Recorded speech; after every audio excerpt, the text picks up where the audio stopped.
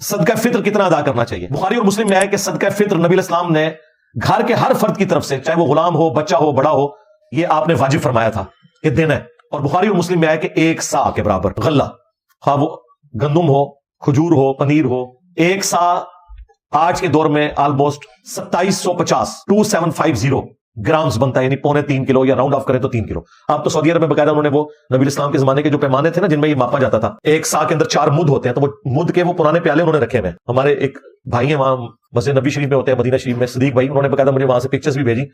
तो मैंने पिछली दफा बकायदा रिकॉर्डिंग करवाई थी कि ये जो अहले तशय्युअ का मौक़िफ़ है ना, 3 किलो होना चाहिए, ये दुरुस्त है। हनफियों का जो मौक़िफ़ है ना 2 किलो वाला या 2.25 सेर वाला, ये दुरुस्त नहीं है। अहले हदीस भी 3 किलो के ही कायल है।